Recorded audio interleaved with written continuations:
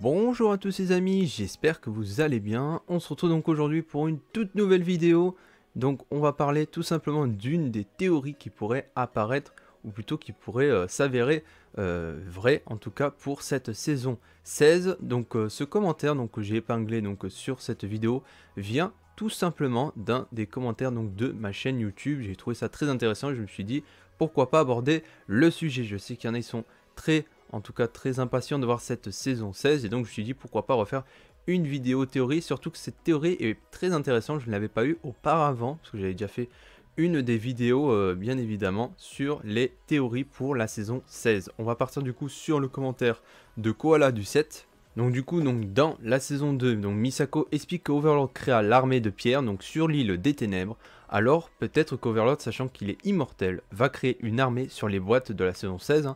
Donc on voit une armée de pierre venge qui pourrait bien être créée par Overlord s'il y en a, et qui pense que c'est pas lui. Donc on sait jamais, on s'en est jamais servi plutôt. Tout le monde sait qu'on s'en servir. Donc Pitor, Vangelis, la prison Cryptarion, donc ça on l'avait vu auparavant, donc font des cages prison à partir de la pierre venge encore une fois. Donc on se souvient de l'épisode avec Nadakan, donc ça c'était à partir de là pour la prison Cryptarium. Alors Overlord peut très bien s'en servir sans problème. L'armée de pierre était invincible jusqu'à quoi? Donc jusqu'à la mort de l'Overlord. Mais s'il crée une armée de pierre en pierre venge, donc on peut s'attendre à une armée inarrêtable. Donc ça fait un peu référence à la saison 2. Et dans la saison 2, voilà, donc on voit un dessin de Scales donc sur la porte du tombeau. Donc ça, je m'en souviens, c'était lorsque Ninjago tombait en ruine. Donc le tombeau des guerriers de pierre peut être Overlord. Donc l'ayant dessiné, car il aurait prédit que Scale qui allait ouvrir le tombeau et libérer son armée et enfermer du coup les serpents à la place. Et dans le mini court métrage de la saison 16, on parle bien sûr de l'introduction, on a eu pour le moment que de l'introduction à l'heure où je tourne cette vidéo.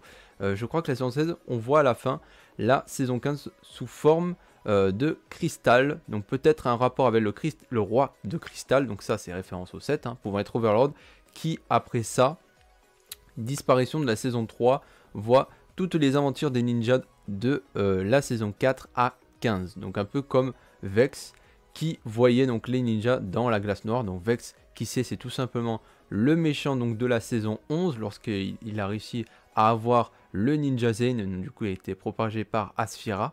Je vais passer un petit peu plus vite, donc je vais parler des 3 maîtres des ténèbres. Donc Lord Garmadon est apparu lorsqu'il est devenu l'élève de Chen, et il se faisait mordre par le grand dévoreur et fut frappé par la foudre, encore une fois, et tombé au royaume des squelettes et devenu Lord Garmadon.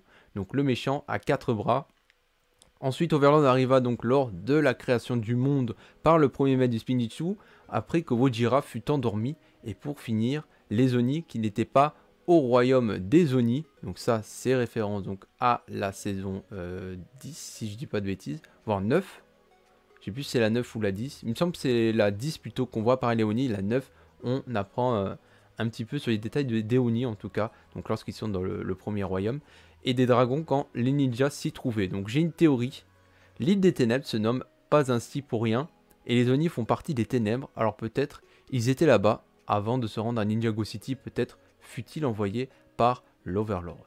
Voilà, donc ça c'est une des théories intéressantes, je trouvais, surtout le mot-clé pour moi qui est l'île des ténèbres, donc ça c'est quand même intéressant à regarder, donc c'est pour ça que la miniature est plutôt basée sur l'île des ténèbres. Voilà, donc je sais pas ce que vous en pensez, donc dites votre avis dans les commentaires. Donc je vous attends bien évidemment dans la zone communautaire, je vous attends aussi également sur ma chaîne Twitch. On est proche du coup des 100 followers, je le dis à chaque fois, mais je préfère le dire parce que comme ça vous pouvez peut-être essayer d'aller rejoindre ma chaîne Twitch. Et puis en plus je vais live dans un petit peu, dans pas longtemps, vu que je vais publier cette vidéo d'ici quelques secondes. Voilà, je vous dis à la prochaine les amis, c'était Geofrost25, j'espère que la vidéo vous aura plu, n'hésitez pas à vous abonner, à liker, à partager. Je vous rappelle également que sur ma chaîne YouTube, on est proche également des 2000 followers, donc du coup 2000 abonnés, donc encore merci à vous, ça prendra le temps que ça prendra, mais en tout cas c'est super génial.